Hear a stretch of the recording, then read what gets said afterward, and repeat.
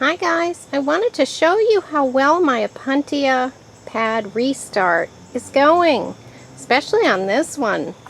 Look guys, all this new growth.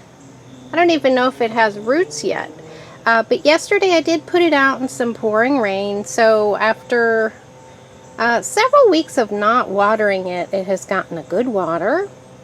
And hopefully it has some roots now to draw that up. This one also has some pads as well, popping up.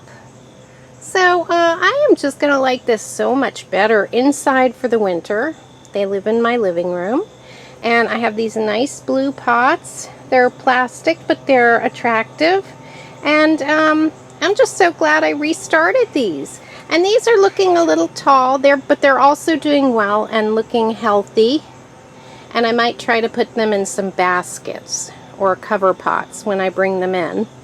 But the cactus collection is overall doing well. And I'm little by little starting to think about when to stop watering them as it gets cooler, so they can go into dormancy. But I'd like to have them out here a little bit into the colder weather, not frost, but I want them to really feel the cold weather and let them dry out simultaneously, so that kind of kick-starts them into dormancy. I guess kickstart isn't the right word. Maybe encourages them to go dormant. But overall, things are looking pretty good. And I tried to give it some rainwater yesterday, the collection.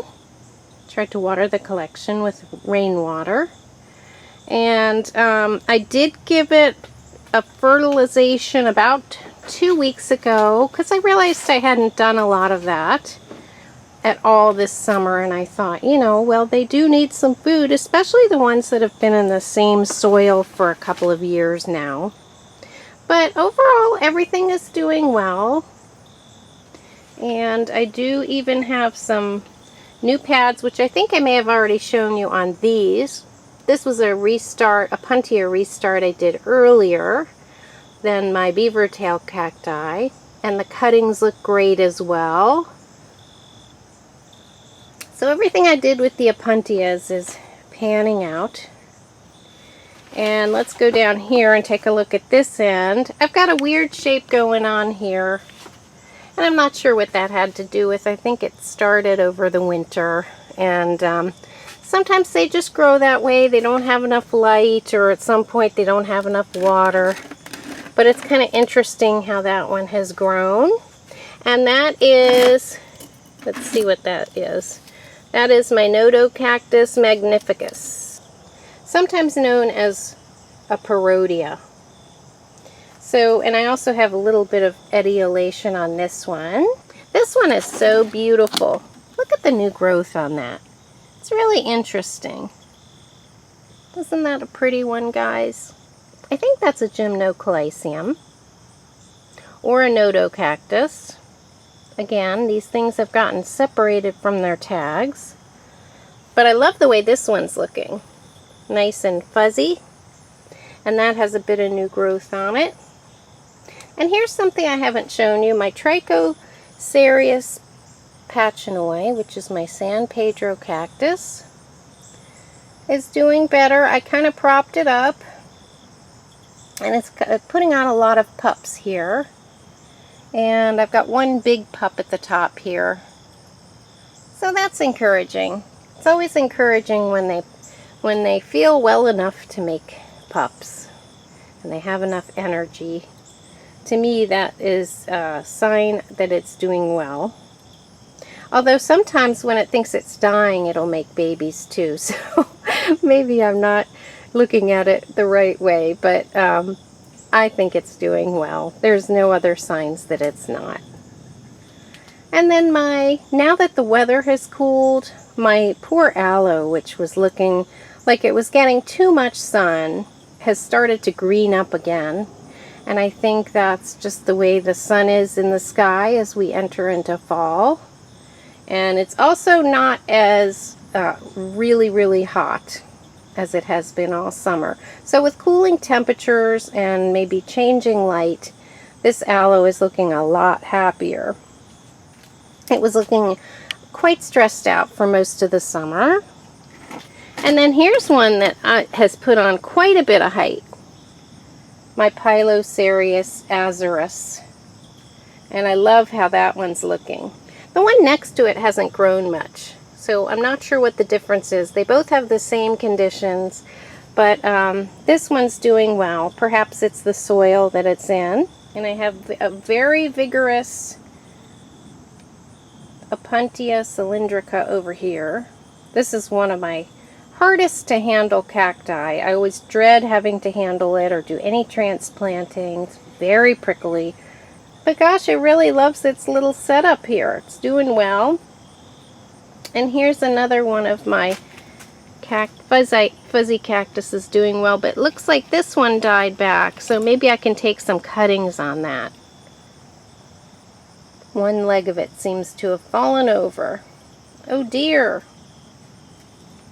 And then over here, the other aloes seem to be appreciating cooler temperatures, milder temperatures. That's doing well. They're starting to grow again. They all look quite happy and less stressed. And my spice cactus is looking good here. And this aloe is the picture of health. It's sprawling all over the place, getting some very long limbs. But look at that, and it's also sending up some new, kind of looks like it's sending up new pups from the middle there. And then I have my donkey tail sedum, doing fine. It looks like it needs some water. And I believe this is a Sedaveria of some kind, doing fine. This was a repot that I did on a video, I think in the spring. And my dragon fruit cactus seedlings are doing amazingly.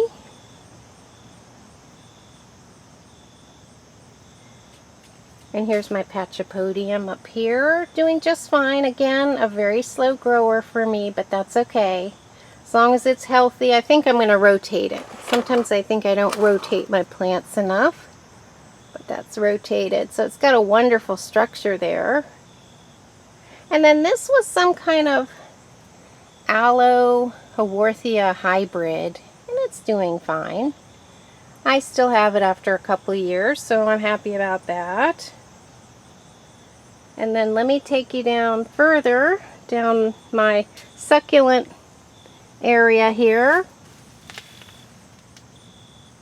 This was my atrocious Aloe Repot, and I'm really happy with the way it's looking. Quite lush and beautiful and not at all scraggly at the way it was. And then I have another aloe in the back called a star aloe, which I got a couple years ago at IKEA. And I have a gasteria in the back, doing fine. It's part of my original plant, which I did lose a few of the plants, but this one looks good. This is a survivor. And an aloe oik back here, looking great. And my dish garden looks okay. My corn cob cactuses seem to have rooted, and one is making a little pup. But the ants brought up a bunch of dirt on here, and I just rinsed it off, but I have a feeling it damaged my moon cactus. And this little mammillaria is looking good. And then here are my little leaf cuttings from my sister's succulent rescue. And those little baby plants are getting bigger. I don't give this enough water, but obviously it's getting enough water to make its babies. So that's good. And then I can show you the actual plant it came from, which is in a pool of water right now, but that's okay, it'll dry out. I'm actually going to move it back over here, away from the leak. But look guys, 2 rosettes are coming out on the top there. When those get big, I can remove some of these older leaves, but right now those older leaves are still feeding the roots with gathering energy from the sun. So I'll leave them on, but those are looking good and coming along. Eventually it'll be a very nice looking plant. And then I have my Mistletoe Cactus over here, looking great and possibly also overwatered. It's under a leak that's in my polytunnel. My polytunnel's aging, and I think next spring I'm going to have to put new plastic on it. But some of the plants on this side do get wet. But this little succulent dish garden seems to enjoy the moisture, and it'd probably be wise for me to move it as well, because too much moisture is not good for a succulent garden. But they are looking good, and I think they're also appreciating the milder temperatures. And I'll just finish by showing you my marvelous pencil cactus. It's really huge. Not sure where it's going to fit in the house this winter, but it sure is spectacular. And again, I love how that new growth is a yellowy chartreuse, but it is doing well. But that's just a little walk around the polytunnel, guys. I wanted to show you how well overall things are going, and talk to you about starting to think about lighter watering as I dwindle down their water supply and as the temperatures cool, and starting to think about putting them up in their winter dormancy. Because in another month it's going to be quite cool temperatures, and it's always kind of good to ease into these things. So guys, thanks so much for watching my little polytunnel update, and I hope your plants are doing well too. I'll see you next time. Bye!